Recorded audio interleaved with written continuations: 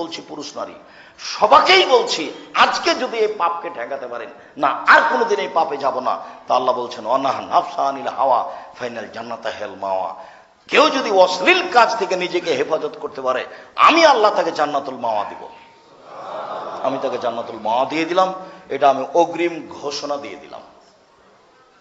আপনাকে আরেকটা কথা বলি, যে আপনি যদি এই পাপ থেকে নিজেকে হেফাজত করতে পারেন, কেউ যদি বলে যে তুমি এই পাপে আসো, আপনি যদি ওই সময়তে বলেন আমি আল্লাহকে ভয় করি, তাহলে আপনি বিচারের মাঠে বিশেষ ছায়াতলে থাকবেন।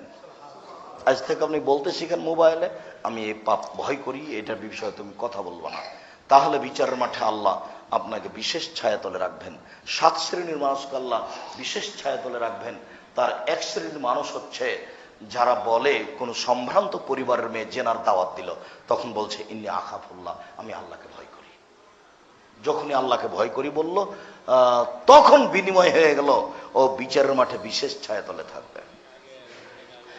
আপনি যদি এই পাপকে আজ থেকে বন্ধ করতে পারেন, পৃথিবীর যে কোনো বিপদ থেকে আপনি বেঁচে যাবেন, কোনো সমস্যা হবে না। আপনি পাপ বন্ধ করে দেন, কোনো জায়গাতে বিপদে পড়লে আপনি বিপদ থেকে বেঁচে যাবেন, এবং আপনি বলতে পারবেন যে আমি বিপদে পড়েছি, ওই অন্যায় করিনি, তুমি আমাকে বিপদ থেকে বাঁচিয়ে দাও। আপনার খুব ভালোভাবে জানা আছে 3 জন গর্তে আটকা পড়েছিল, রাস্তায় যাচ্ছিল, বৃষ্টি আসলো, বিশাল একটা পাথর মুখের উপর আসলো, তারা সরাতে পারবে না। তখন তারা বলল, 3 জনের একজন বলল, আল্লাহ আমি আমার চাচাতো বোনের সাথে অশ্লীল কাজ করতে চেয়েছিলাম, আমি মানুষ নারীকে যেভাবে ভালোবাসে তার চেয়ে 100 গুণ বেশি তাকে আমি ভালোবেসেছিলাম অন্যায় করার জন্য। তবে সে বলেছিল যে তুমি যদি 100টি স্বর্ণ মুদ্রা দিতে পারো, আমি অন্যায় রাজি আছি। হাড় ভাঙা পরিশ্রম করে 100টি স্বর্ণ মুদ্রা তার হাতে দিলাম। তারপরে আমি অন্যায় বসলাম, তখন ও আমাকে বলল, আব্দাল্লাহ ইত্তাকিল্লাহ, এ আল্লাহর বান্দা, আল্লাহকে ভয় কর। ফাকুম তো আনহা, আমি অন্যায় করিনি, উঠে গেছি। এইটা যদি তোমার সন্তুষ্টির জন্য করে থাকি, তাহলে তুমি আজকে গর্তের মুখ থেকে পাথর সরিয়ে দাও। আল্লাহ বলেন ঠিক আছে, দিলাম। সম্মানিত মসজিদের মুসল্লি, মানুষ যদি 2টা জিনিসের জিম্মেদারি নিতে পারে, অন্যায় লিপ্ত হবে না। 2টা কাজ, 2টা, সেটা হলো মুখ এবং লজ্জা স্থান। রাসূল সাল্লাল্লাহু আলাইহি ওয়াসাল্লাম বলছেন আমি তার জান্নাতের জিম্মেদারি নিলাম, আমি তাকে জান্নাতে নিয়ে যাব। কিভাবে নিয়ে যাব সেটা আমার ব্যাপার, আমি তাকে জান্নাতে নিয়ে যাব। মসজিদের সকল মুসল্লি, দিনী মহিলা মুসল্লি বোনদেরকে বলছি, দেখেন আমি যতই কড়াভাবে কঠোরভাবে আপনাকে বলি, আপনার সাথে আমার আন্তরিকতার অভাব নেই।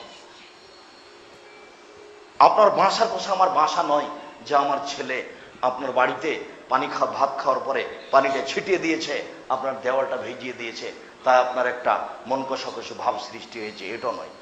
আমার ছাগলটা আপনার গাছ খেয়ে নেয়নি, সিম গাছ খেয়ে নেয়নি।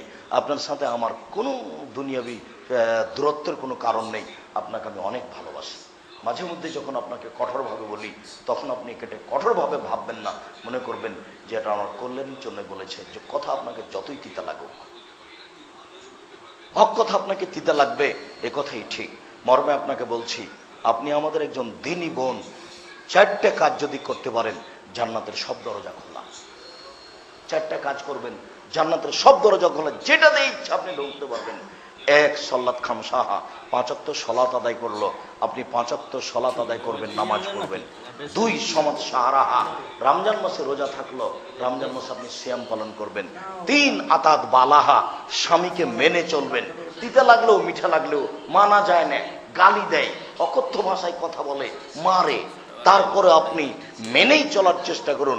আর যদি নাই মানা যায়, তাহলে সংসার ছেড়ে দেন, খোলা তালাক করতে পারেন। যদি থাকেন, যতই কষ্ট হোক মেনেই চলতে হবে। 4 জেনায় লিপ্ত হবেন না। যদি ঘটে গিয়ে থাকে, তাহলে আজ থেকে না করে দেন, ইনশাল্লাহ রাসূল সাল্লাল্লাহু আলাইহি ওয়াসাল্লাম বলছেন যে তার জান্নাতের সব দরজা খোলা। আল্লাহ তো বলেছেন যে আপনাকে জান্নাতুল মাওয়া দিবেন। মর্মে মসজিদের সকল পুরুষ ও মুসল্লিকে এই ঘৃণিত পাপ থেকে বেঁচে থাকার জন্য বিশেষভাবে সতর্ক করছি। সবাই মিলে বলছি, আল্লাহ তুমি আমাদেরকে ঘৃণিত পাপ থেকে রক্ষা করো। খুতবার শেষে এসে আপনাদের সাথে জরুরি কয়েকটি কথা। তার প্রথম কথাটি হচ্ছে এই, যে আমি যেটা দিন রাত বলি সেটা আপনার কাছে কতটুকু মনে থাকে তা আমি বলতে পারি না, হয়তো বা থাকে, নাও থাকতে পারে। দেখেন, আমি যে আপনাকে জামিয়া সালাফিয়ার কথাটা বলি, এটা থেকে আপনি কোন সময় বিরক্ত হন? আল্লাহে আল্লাহর কসম, আল্লাহে আল্লাহর কসম, আমি যা টাকা পয়সা ইনকাম করি সব প্রতিষ্ঠানে খরচ করি। আমি আমার জীবনে 10 টাকা ইনকাম করতে হবে এরকম হিসাব আমার মাথাতে নেই। আমার সংসার গড়তে হবে আমাকে, এটা আমার মাথাতে নেই। কোনো সময় ওটা ভাবিও না। আমি ভাবি না, আমার ছেলে ভাবে না, আমার মেয়ে ভাবে না, আমার বউ ভাবে না, আমরা কেউ ভাবে না। আমার মনে বড় সাহস, এদেশের মাটিতে আমি উন্নত মানের প্রতিষ্ঠান গড়বই গড়বো ইনশাআল্লাহ।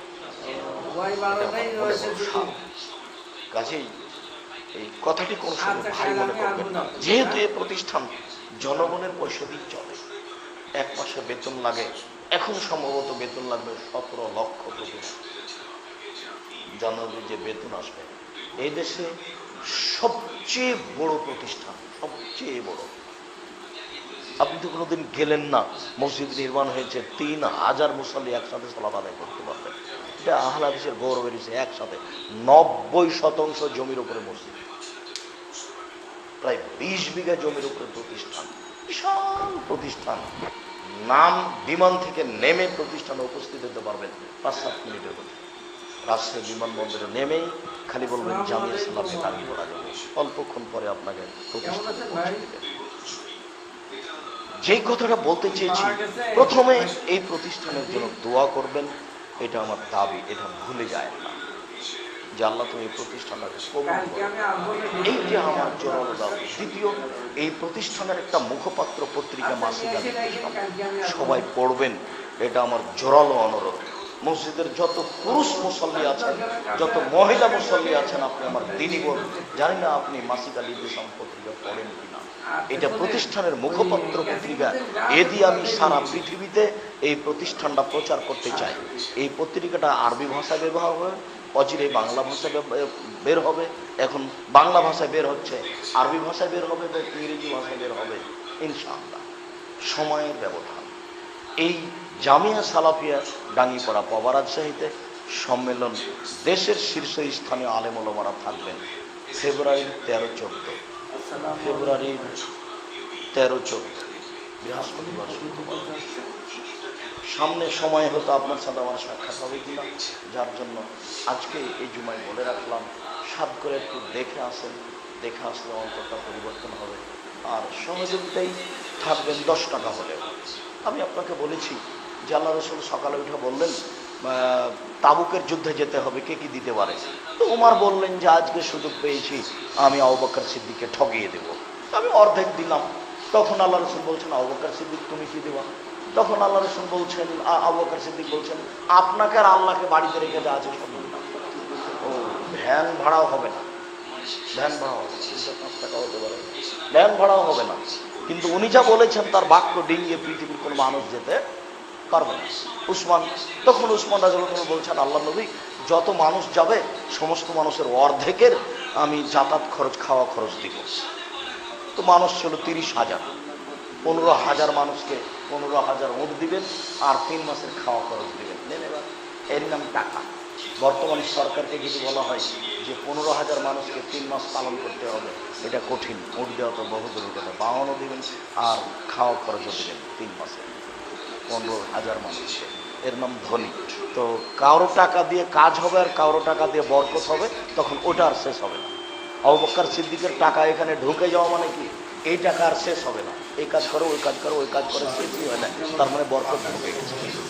সম্মানিত মসজিদের মুসল্লি, এই প্রতিষ্ঠানটাকে মূল্যায়ন করার জন্য অনুরোধ জানিয়ে বলছে আল্লাহ, এই মসজিদ পারপাস অনেক মানুষ মুরব্বীরা জমি থেকে চলে গেছে, তুমি তাদের কবর শাস্তিকে মাফ করো,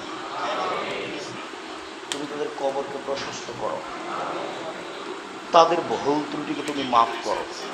তারা তোমাকে সন্তুষ্ট করার জন্য কাজ করে গেছে। মানুষ